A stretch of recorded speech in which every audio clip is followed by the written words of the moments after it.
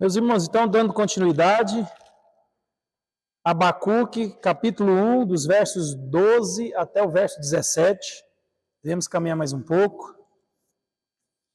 No livro do profeta, onde nós podemos ver o caminho que ele percorre do temor à fé, da angústia à confiança, do desespero à esperança.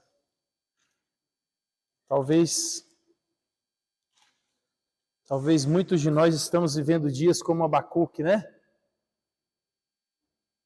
E Abacuque, ele nos ensina muito. Então, Abacuque, capítulo 1, dos versos 12 até o verso 17, diz assim, ó: Não és tu desde a eternidade, ó Senhor, meu Deus, ó meu santo? Não morreremos. Ó Senhor, para executar juízo, puseste aquele povo, tu, ó rocha, o fundastes para servir de disciplina. Tu és tão puro de olhos que não podes ver o mal e a opressão não podes contemplar. Por que, pois, toleras os que procedem perfidamente e te calas quando o perverso devora aquele que é mais justo do que ele? Porque fazes os homens como peixes do mar, como os répteis que não têm com quem os governe? A todos levantam o inimigo com o anzol, pesca-os de arrastão e os ajunta na sua rede varredora. Por isso ele se alegra e se regozija. Por isso oferece sacrifício à sua rede e queima incenso à sua varredura, porque por elas enriqueceu a sua porção e tem gordura a sua comida. Acaso continuará, por isso, esvaziando a sua rede e matando sem piedade os povos? Vamos orar? Pai, obrigado, meu Deus, mais uma vez pela tua palavra, que é suficiente, que é inerrante, que é apto para que possa nos conformar à imagem do teu Filho Jesus. Abençoa com a tua palavra essa noite a cada um de nós aqui, nos enriqueça, nos amadureça e nos conforme segundo o teu querer, segundo a tua vontade. Assim oramos em nome de Jesus. Amém. Meus irmãos, então, como nós vimos, Abacuque, ele começa o livro se voltando a Deus em oração, com aquela súplica, né? Até quando? E o profeta clama, o profeta ora, passa dias, passa tempos, a gente não sabe o quanto, mas Deus não responde, né? O profeta está até quando, e Deus está calado, né? Nada acontece. Ele olha para o seu povo, ele olha para a realidade, e parece que quanto mais ele ora, mais a situação piora, né? Talvez a gente já passou por situações assim, né?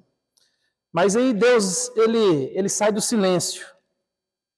Deus, ele responde as orações de Abacuque e a situação fica pior. A sua queixa parece que agora é mais leve do que a resposta de oração. Né? Ele descobre que Deus vai levantar a Babilônia. Ele descobre que Deus vai usar esse povo perverso para disciplinar o seu povo. Um autor que eu li, ele vai dizer que o remédio que Deus usa em Israel é pior do que a doença. É aquele tipo de tratamento que, às vezes, as pessoas preferem morrer do que tratar. Né? Existem alguns tratamentos assim, né? Existem tratamentos de câncer que são dolorosos e o paciente prefere, não, eu não vou fazer não, eu vou morrer. Porque, às vezes, o tratamento, o remédio para a cura é doloroso. E é isso que Deus faz com Israel. Né? O remédio, a cura vai ser muito dolorosa, vai ser muito difícil. Então, aquilo que parecia ser difícil e doloroso para o profeta fica pior. Né? Então, meus irmãos, essa é a resposta que Deus tem para Abacuque. Ele aqui agora questiona Deus sobre a maneira que Deus irá agir contra Israel. E é interessante, porque ele está orando, ele está perguntando, Senhor, até quando, até quando, até quando? E aí Deus fala, vou levantar os babilônios. e ele não está preocupado com o juízo de Deus. Ele está orando, Senhor, faz alguma coisa, é o seu povo.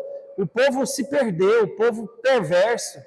É litígio, é opressão, é falso testemunho, e tudo dentro do seu povo. Então ele estava orando. Talvez ele estava orando para que Deus trouxesse novamente uma restauração, um avivamento para Israel. Como ele viveu nos tempos de Josias. Ele estava pedindo, Senhor, faça alguma coisa, traga disciplina, como o Senhor sempre fez. Então, Abacuque aqui, meus irmãos, ele questiona a Deus, não pelo juízo, pela disciplina, mas a maneira, o como Deus ele vai fazer, e a resposta deixa ele perplexo, deixa ele assim, pasmo, assustado. É a mesma ideia que Paulo, quando ele diz para nós lá em 2 Coríntios 4:8, eu estou perplexo, porém eu não estou desanimado. Essa é a reação de Abacuque. Ele está perplexo com o que Deus vai fazer, mas ele está firme, a fé dele não vacilou, porque as declarações que nós vamos ver aqui mostram declarações de alguém que conhece o Deus. Ele está desorientado, ele está querendo entender, Senhor, peraí, não dá para conciliar algumas coisas aqui, né? Não dá para me entender, porque às vezes, meus irmãos, a maneira como Deus age causa espanto em nós.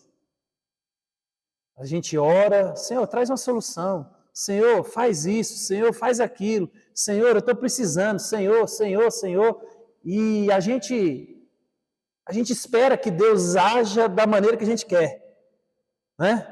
Senhor, eu estou precisando disso nessa área, mas você já está pensando como que Deus poderia agir. Mas Deus, meus irmãos, Ele é Deus. E Ele é livre, Ele é soberano, Ele age do jeito que Ele quer. Então, às vezes, a maneira como Deus conduz a história, como Deus conduz a minha vida, a sua vida, a igreja, às vezes a gente não entende, às vezes a gente até discorda de Deus. Né? O Salmo 73, Asaf, ele estava com esses questionamentos, ele estava vendo a prosperidade dos ímpios, os justos padecendo, os ímpios prosperando, e ele fala, peraí, Senhor, ele vai dizer assim no verso 2 do capítulo 73 de Salmo, quanto a mim, porém, quase me resvalaram os pés, pouco faltou para que se desviassem os meus passos. No verso 13, ele vai dizer assim, ó, com efeito, inutilmente conservei puro o coração e lavei as mãos na inocência. Observa, o salmista aqui, ele numa luta interna, num questionamento do seu coração, era como se ele estivesse falando assim, mas Senhor, de que vale então ser crente? Para quê? Eu sou aqui desviando do mal, guardando meu coração, purificando as minhas mãos, cuidando daquilo que eu vejo, cuidando daquilo que eu converso, cuidando de todas as coisas, me policiando, matando a minha carne, matando meus desejos, e o ímpio prosperando, as coisas dando tudo certinho, o juiz não vem lá, parece que a correr só aperta para o meu lado, parece que o negócio só fica ruim para mim, né? Então ele está naquele questionamento inteiro, então, será que vale mesmo ser crente? Será que compensa? Será que compensa eu ter uma vida de santidade? Será que compensa eu ter uma vida de fidelidade? Não é? Mas esses questionamentos, meus irmãos, eles não abalaram o salmista, né? Tanto é que no verso 15 ele vai dizer assim, ó, se eu pensara em falar tais palavras, já aí teria traído a geração de teus filhos. Então, observa, tudo estava acontecendo na mente, no coração do salmista. Ele pensava essas coisas como eu e você pensamos. Nós não temos controle sobre aquilo que nós pensamos. As coisas vêm. O problema é o que a gente faz com essas coisas que vêm à nossa mente. O Tozer vai dizer que nós não podemos impedir o passarinho de pousar na cabeça, mas a gente pode impedir ele de fazer um ninho. E às vezes esses questionamentos, eles vêm no nosso coração e nós devemos extirpar esse pensamento do nosso coração. Por isso que é importante aquilo que nós temos visto no domingo, conhecer quem Deus é e aplicar quem Deus é na dinâmica do dia a dia. A gente vai entender isso aqui na prática com Abacuque. Quando você sabe quem Deus é, você pode questionar a Deus de maneira santa, de maneira a falar, Deus, eu preciso de respostas, porque o Senhor é esse Deus e está acontecendo tal coisa, como a gente vê aqui. Então, Asaf, ele estava perplexo, ele estava espantado, mas ele não estava desesperado, porque lá no final do Salmo ele vai descobrir, lembrar o fim do ímpio. O ímpio pode até prosperar, mas é uma prosperidade temporária. É uma vida boa de aparência. Mas lá no último dia, no dia do juízo, o destino dos ímpios é morte eterna, é separação de Deus. Então, meus irmãos, este é um questionamento aqui de Abacuque. Né? Abacuque ele não está desesperado, porque ele conhece o Deus da aliança. Ele é um profeta, ele conhece o Deus ao qual ele serve. Mas ele está perplexo, ele está assustado, ele está pasmo com o que Deus vai fazer. Ele não esperava isso de Deus. Como eu e você não esperamos muita coisa que Deus faz, do jeito que Deus faz. Às vezes a gente está orando para que Deus cure, Deus leva. Né? Aí a igreja se levanta, e está todo mundo orando, todo mundo quer que Deus trabalhe nessa direção, e Deus, contraria. É assim, né? Nós estamos lá em Anápolis, uma semana antes do meu sogro passar mal, um pastor lá passou mal no culto de domingo, sofreu um AVC hemorrágico, no culto, e ele caiu e ele está internado no hospital, e o estado dele é gravíssimo, gravíssimo, gravíssimo, e ele só sai de lá com milagre. E a igreja está lá todo dia, campanhas e reunião de oração em volta do hospital, 24 horas de oração na igreja. E clinicamente é só um milagre. Mas talvez Deus ele muda seus planos e nos contraria. Todo mundo quer tal coisa e Deus vem e faz tal coisa. O jeito, meus irmãos, que Deus ele faz na nossa vida, a gente não entende, né? O justo Jó. Imagina Deus, ele dá testemunho de Jó. Você conhece o diabo? Meu servo Jó, homem íntegro, que se desvia do mal. Aí o diabo fala, mas também, se eu dar uma vida boa daquele, tem dinheiro, tem riqueza, tem saúde, tem filhos, tem família. Até eu, se você der isso tudo, qualquer um faz. E aí, Jó não tem nada a ver com o negócio. E Deus resolve, por conta própria, porque Ele é Deus soberano. Então, meus irmãos, Deus, Ele não deve satisfação para mim e para você. Eu e você devemos satisfação, devemos fidelidade, devemos adoração, devemos culto. Agora, Deus não. Não existe essa dinâmica de que Deus, porque eu estou vindo, eu estou sendo fiel, eu estou desviando do mal, Deus tem que me abençoar. Deus tem que privar minha família de problemas. Não. Talvez a gente foi sorteado para viver mais da fé do que outras pessoas. Então, Abacuque aqui, meus irmãos, ele está perplexo. Porém, ele ainda está confiante em Deus, ele conhece o Deus. Ele só está querendo entender. Observa como que ele diz no verso 12, ele vai dizer assim, ó, não és tu, desde a eternidade, ó Senhor, meu Deus, ó meu santo, não morreremos. Ó Senhor, para executar juízo, puseste aquele povo, tua rocha, o fundaste para servir de disciplina. A NVT, ela traz uma tradução melhor. Se você tiver aí, Mari, pode colocar. A NVT, ela fala assim, ó Senhor, meu Deus, meu santo, tu que és eterno, certamente não planejas nos exterminar. Ó Senhor, nossa rocha, enviaste os babilônios para nos disciplinar como castigo por nossos pecados? Meus irmãos, ele conhece a Deus.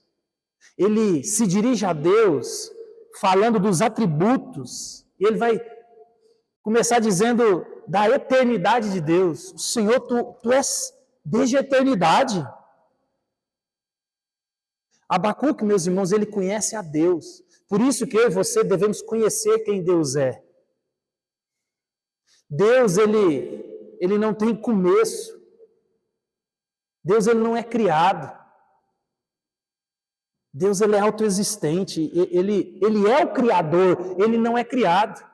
E Abacuque, ele sabe, Senhor, o Senhor é o Deus eterno. Tudo que tem é o Senhor que criou. O Senhor tem governo sobre todas as coisas. Nada foge do seu controle. Eu não estou entendendo como que o Senhor vai levantar esse povo para disciplinar a gente. Um povo que é pior do que a gente. Pode até bater na gente, Senhor, mas eles não. Eles não, Senhor. E aí ele vai continuar. Ele vai elencando os atributos de Deus.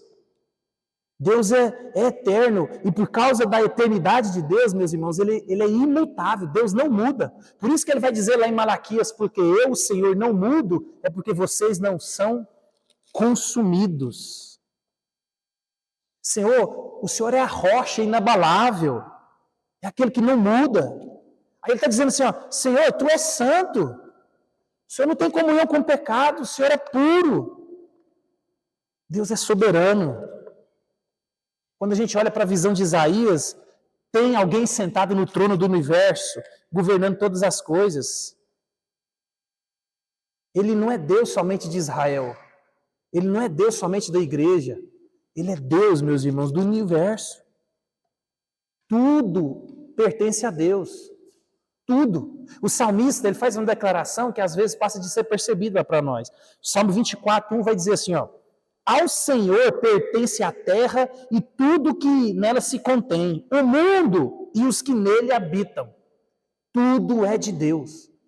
Não é o meu filho, o meu dinheiro, a minha casa, os meus bens, a minha mulher. Não. Nem a vida é sua. É Deus quem dá. Você não tem nada. O máximo que você pode fazer é igual Jó. No eu vim, não voltarei. Por isso, meus irmãos, que é importante eu e você conhecermos a Deus diante da dificuldade. Porque diante da dificuldade a gente vai perguntar para Deus, a gente vai ter esperança, a gente vai ter paz. O Senhor é o Deus eterno, o Senhor é Deus santo. Senhor! E eu e você, meus irmãos, precisamos conhecer a Deus. Porque esse Deus que é eterno, ele é eterno quanto ao tempo. Esse Deus, ele é autoexistente em seu ser. E ele é santo no seu caráter. Esse Deus, ele é fiel. Então, eu e você podemos não estar entendendo, eu e você podemos não estar vendo com tanta clareza, mas o que tem sustentado Abacuque até agora é quem Deus é.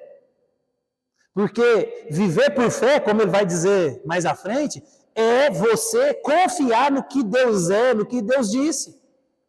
E assuma o que ele está dizendo assim, Abacuque, o justo vai viver por fé.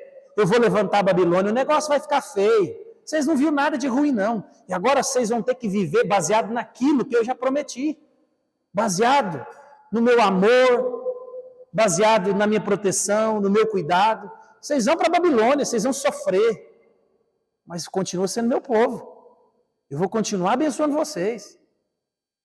E agora vocês vão ter que viver pela fé. E com a gente, meus irmãos, não é diferente. Então, Abacuque aqui, ele está perplexo com a revelação de Deus. Mas ele está confiante no Deus da aliança, porque esse Deus, ele é eterno, ele é fiel, ele é soberano. E eu e você precisamos de conhecer esse Deus.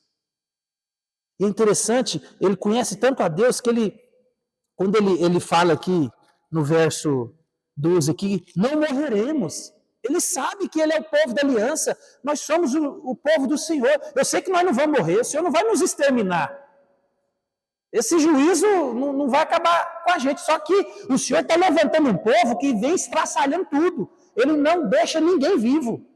Aonde os babilônios passam é destruição total. Então eu não estou entendendo. O Senhor é quem nos protege, vai trazer juízo, o Senhor não vai deixar a gente morrer, mas quem o Senhor está trazendo para aplicar esse juízo aí, não combina na balança, porque eles vão vir, como ele vai descrever dos versos 14 em diante ali, eles vêm com tudo.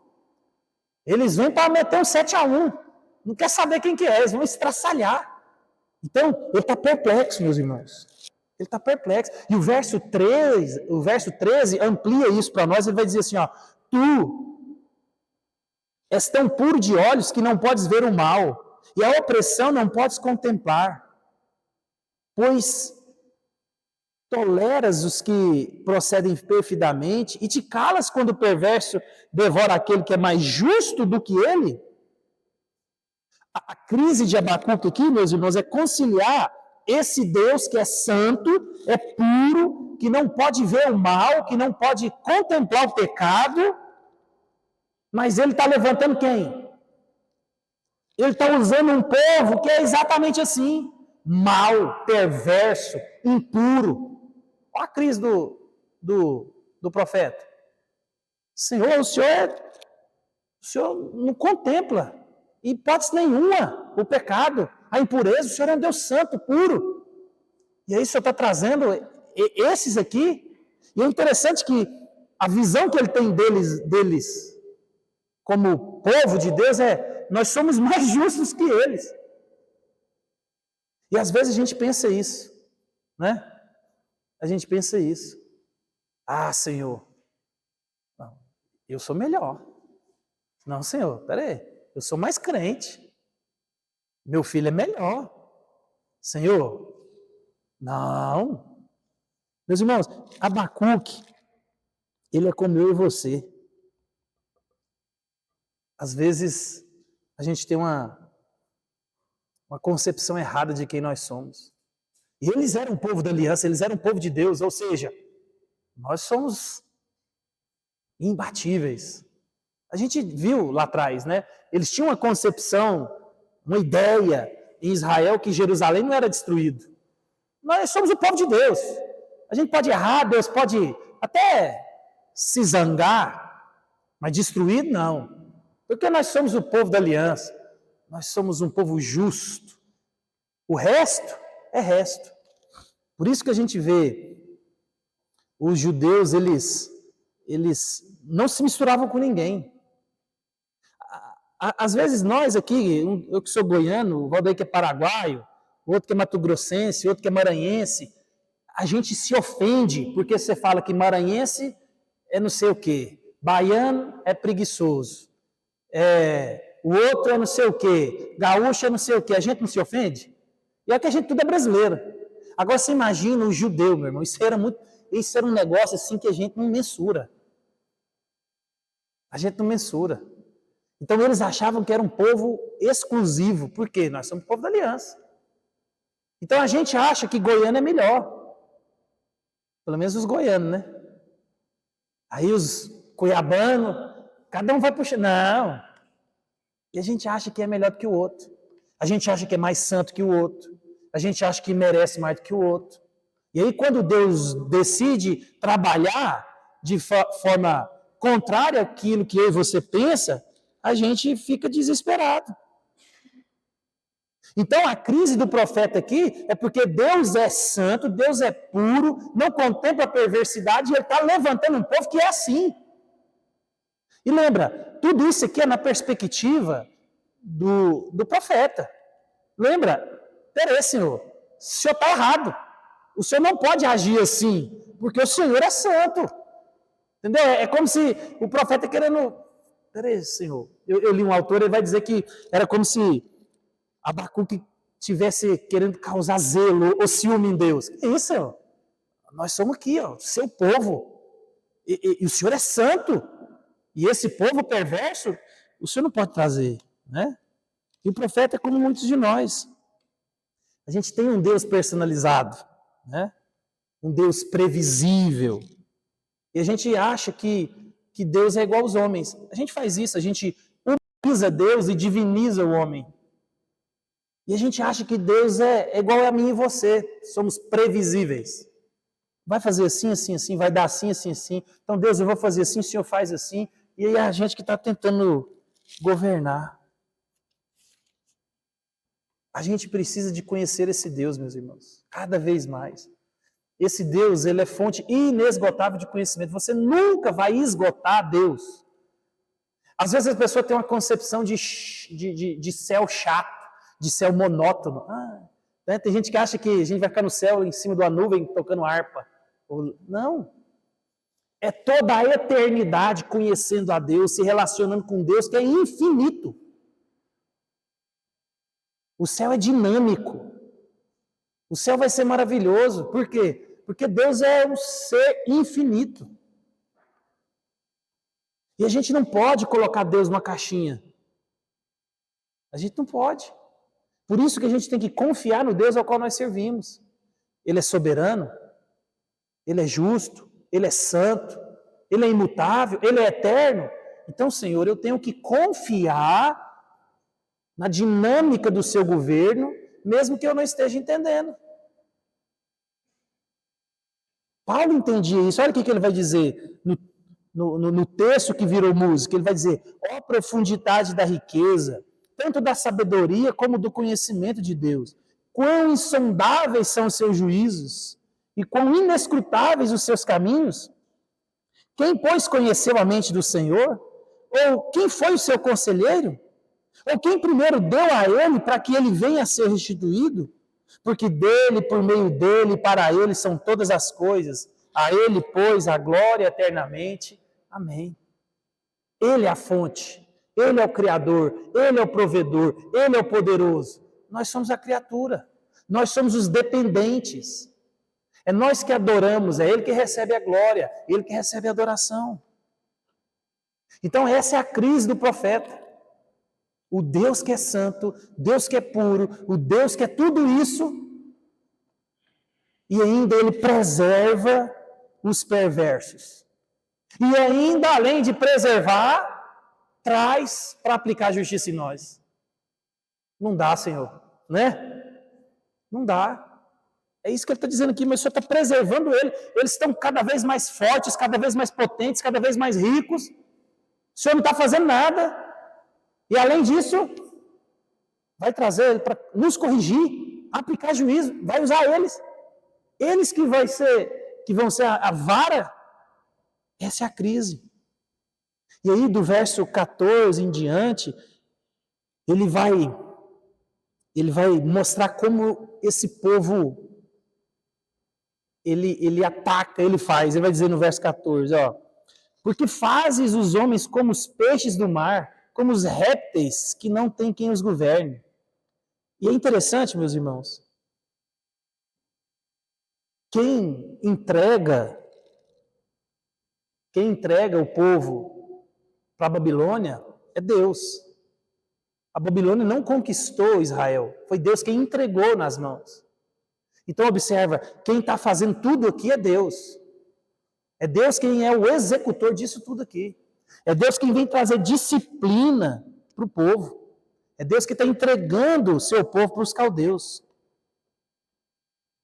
Eu fico pensando, quando você vai ler o livro de Jeremias, lembra? Jeremias, ele está ali, profetizando ali junto, né, nos tempos de Abacuque. E quando você vai ler Jeremias, existiam muitos falsos profetas. Porque Isaías já vinha exortando o povo. Aí vem Isaías, vem Abacuque, e vem Sofonias, e vem outros profetas, e vem Jeremias, e eles estão, se arrependam, se arrependam, se arrependam, e nada. Mas tinha profetas que falavam aquilo que o povo queria ouvir, e Deus exortava eles. Vocês dizem paz, paz, aonde não tem paz. Olha o que Deus vai dizer lá em Jeremias 14, 13. Eu vou ler só o 13 e o 14, mas até 18. Ele vai dizer assim, ó: então eu disse, Senhor Deus, os profetas lhes dizem, não vereis a espada, nem passareis fome. Pelo contrário, eu vos darei paz duradoura neste lugar. Isso era que os falsos profetas estavam profetizando em Israel. E o caos instalado, a pecaminosidade reinando. E o profeta está lá, fiquem tranquilos, nada vai acontecer com vocês, é paz, não tem guerra, não tem fome. Era tudo que o pessoal precisava de ouvir. Vai ter prosperidade, gente. Fica tranquilo. A gente já viu isso, né? A gente já viu isso. A última eleição, por isso que eu falei, a igreja passou vergonha. A igreja passou vergonha. Que teve de profetada, não, porque, gente, fica tranquilo, Deus é o governante. Deus é o governante, mas fica tranquilo, né? Não vai acontecer nada, não. Eu vi umas 200 profecias. E a gente só vendo a ladeira abaixo, assim, ó. Até que deu no que deu. E a gente não entendeu. E não entende até agora. Como é que Deus usa a Babilônia para governar a gente? Falei, Senhor, a Babilônia? A gente já tinha um ímpio governando a gente. Agora você traz um que é pior, mas a gente não entende. Em meio a essa confusão tinha gente. Fica tranquilo, Deus está extremamente satisfeito com a igreja. Continuem com esses cultos que Deus vomita. Aí Deus vai dizer lá no verso 14 de Jeremias: então, disse-me o Senhor, os profetas profetizam mentiras em meu nome. Não os enviei, nem lhes dei ordem alguma, nem lhes falei. Eles vos profetizam visão falsa, adivinhação, coisas inúteis e o engano do seu coração. E assim vai, até o verso 18. Meus irmãos, essas coisas sempre aconteceram. Hoje é uma modernidade. Hoje é diferente, mas sempre teve gente profetizando o que o povo queria ouvir. Sempre teve gente passando a mão na cabeça de pecador. Não precisa de se arrepender não, fica tranquilo. Deus é um Deus amoroso. Deus é joia. Então, meus irmãos, essa era a crise. E aí o que o profeta está dizendo aqui é que Deus os entregou nas mãos dos caldeus como peixes a serem capturados. Senhor, eles são um povo forte, um povo violento, um povo que não tem como parar. Nós somos igual peixe. Acabou, não tem o que fazer. Né? É interessante que o profeta do verso 15 aqui, ele apela para os feitos históricos, ele vai trazendo à memória as ações da Babilônia, nessa crescente expansão e domínio do seu império. Ele vai dizer assim, ó, no verso 15, a todos levanta o inimigo com o anzol, pesca-os de arrastão e os ajunta na sua rede varredora. Por isso eles se alegram e se regozijam. Olha o que um comentarista disse, o comentarista Palmer Roberts, ele diz assim, ó, o que poderia compendiar mais dramaticamente a crueldade dos caldeus do que a testemunha histórica dos seus próprios monumentos? Não apenas figurativamente, mas literalmente, eles continuaram a tradição assíria de enfiar um gancho no lábio inferior, mais sensível, de seus cativos e amarrá-los numa fila única. Com tal método diabólico, eles forçavam a docilidade. Pelo menos os caldeus se mostravam imparciais em sua crueldade. Cada um de seus cativos era contemplado com um gancho segundo, diz o profeta Abacuque. Isso aqui é literal, acontecia. Por isso que ele está usando a imagem de um peixe, porque era isso que os babilônios faziam, eles fisgavam cada um em fila, e um ia puxando o outro. Agora você imagina. E o profeta está, Senhor, esse povo é mau. Olha o que esse povo faz. Olha o que esse povo faz. Agora você imagina você ir para uma terra estrangeira, escravizado, acorrentado. E quando as pessoas morriam, você acha que eles iam e... Peraí, vamos cortar aqui porque um morreu vai ficar na estrada? Não. Caminhava, arrastando seus mortos por dias e dias e dias e dias e dias e dias. Esses eram os babilônios. Agora você imagina aquela fila de gente escrava, gente morta e um arrastando o outro. E essa é a cena que Abacuque está aqui. Senhor, o Senhor é um Deus santo. Esse povo é perverso. E o Senhor, peraí, eu não estou entendendo, Senhor. Eu não estou entendendo. Aí o profeta, ele está perplexo, porque esse inimigo, que ele é poderoso, ele é autossuficiente, ele se vangloria dos seus feitos. E ele adora os seus próprios deuses como se não houvesse ninguém para impedi-los. Deus, ele faz isso com com seus escravos, com os povos, com as nações. Eles pisam e eles oferecem culto, eles sacrificam. E eles fazem festas para os seus deuses como se eles fossem autossuficientes. E o Senhor não vai fazer nada. É eles que o Senhor vai trazer. E aí no verso 16 ele vai dizer assim, ó, por isso oferece sacrifício à sua rede e queima incenso à sua varredora, porque por elas enriqueceu a sua porção e tem gordura a sua comida. Os historiadores vão dizer que uma figura que retratava os deuses da Babilônia eram deuses com redes, que capturavam as nações e eram carregadas. Então, é essa imagem que ele está trazendo aqui. E esses deuses ao qual eles cultuavam, eram eles que enriqueciam esse povo. Eram eles que traziam cada vez mais riquezas e cada vez mais poder. E esse povo cada vez mais afundava no pecado, na maldade, na perversidade. E Abacuque não está entendendo. Por isso que ele está perplexo. Senhor, como?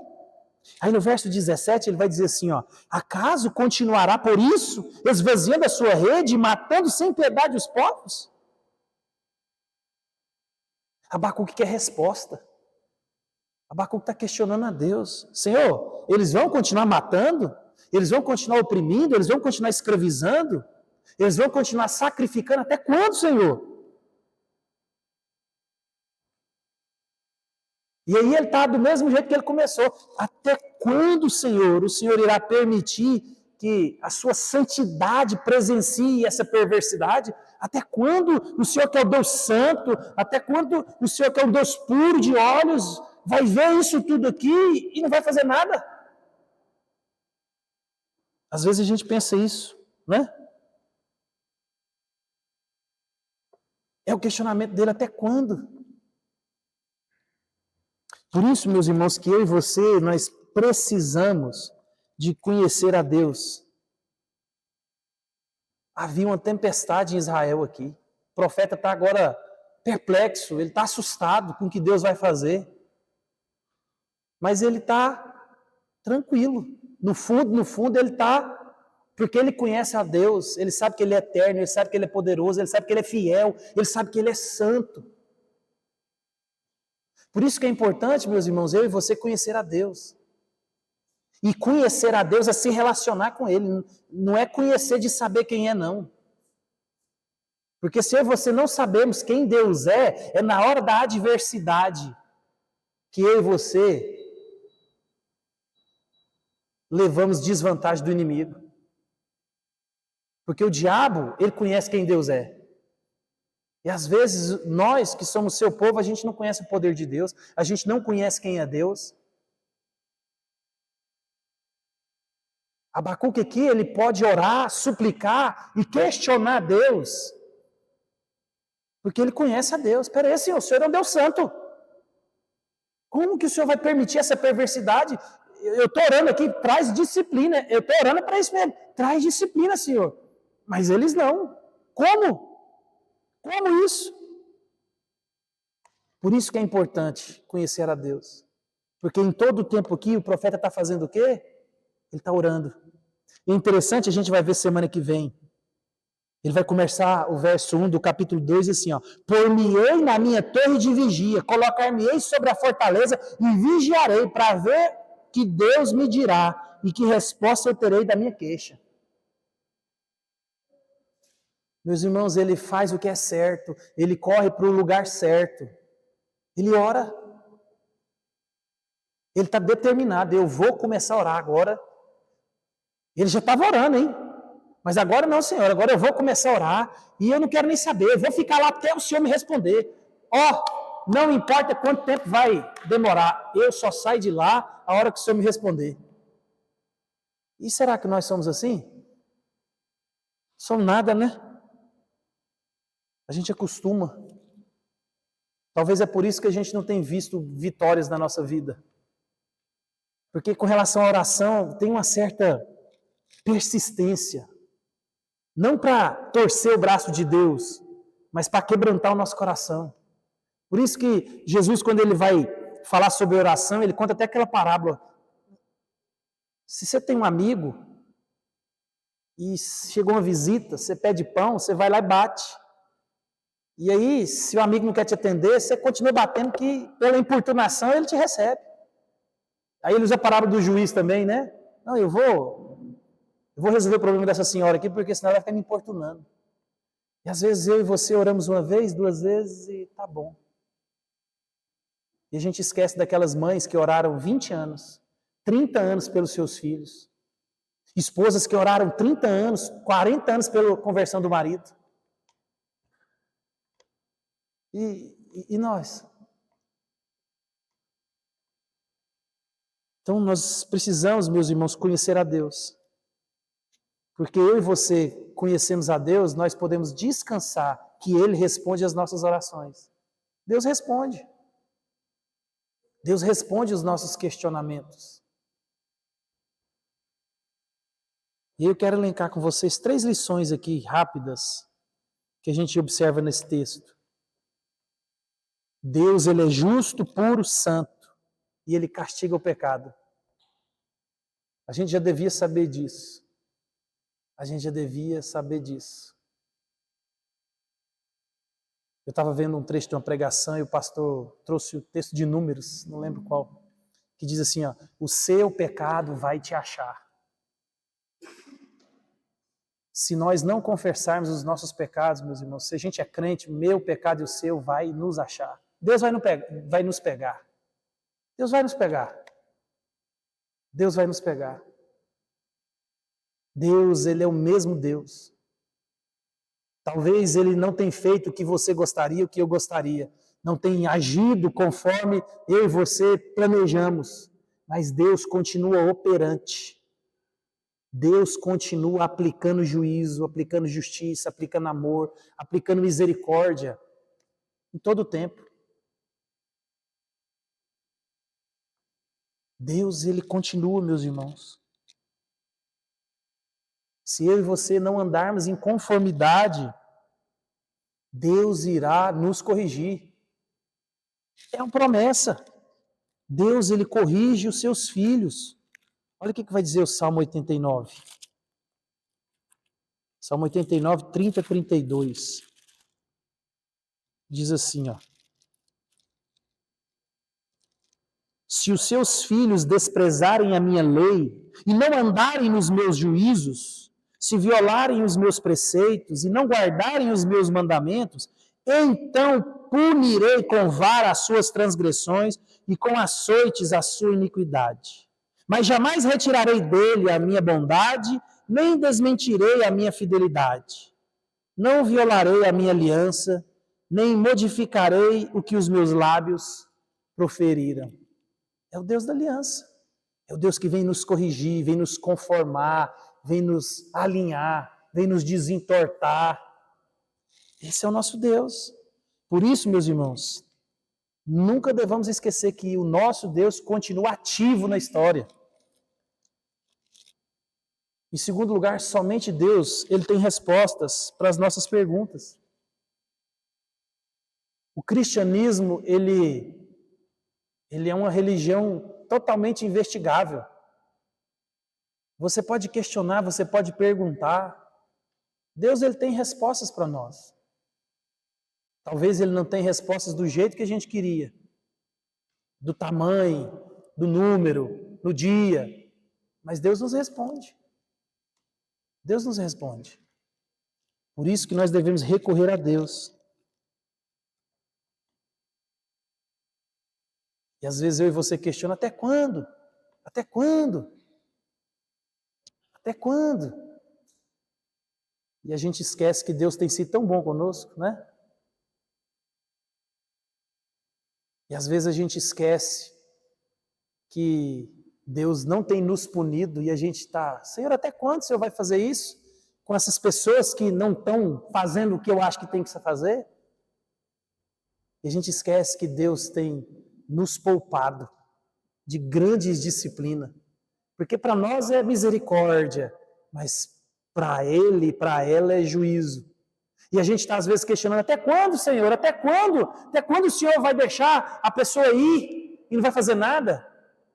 E Deus está nos guardando, porque é a gente que precisa de peia, né? É a gente que está torto, é a gente que está em pecado, é a gente que está em rebelião, é a gente que está em desobediência, mas a gente está preocupada com o outro.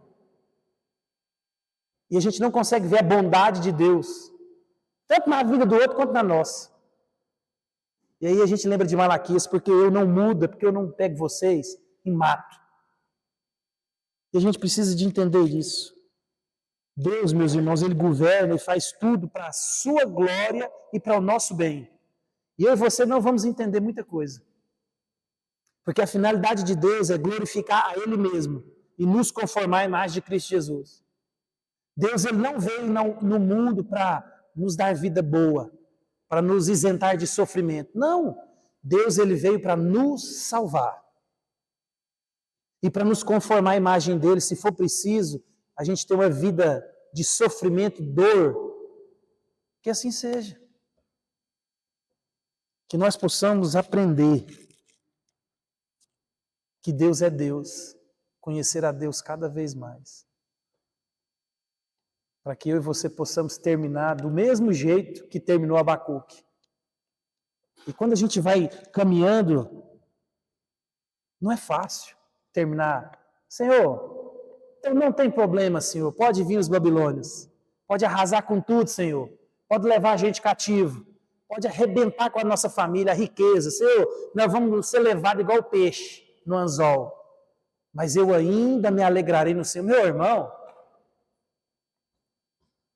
a gente precisa de orar mais, a gente precisa de ter mais experiência com Deus, porque senão a gente não consegue entender, não tem lógica o profeta sair disso para o que ele fez. E esse é o passo que eu e você devemos seguir. Lembra, em momento nenhum aqui o profeta parou de quê? De orar. Ele está sempre no lugar certo, de joelho, orando. Ele está orando. Ele está conversando, é com Deus, ele não está conversando com alguém e falando, Deus, olha o que Deus... Não, ele está, Senhor, Senhor, e é isso que eu e você temos que fazer. Oração. O tempo inteiro, sem cessar. Porque ele faz tudo, meus irmãos, para a glória dele e para o nosso bem. E eu não preciso de entender, né? Não preciso de entender. Só preciso de adorar e confiar. Amém? Vamos ficar de pé?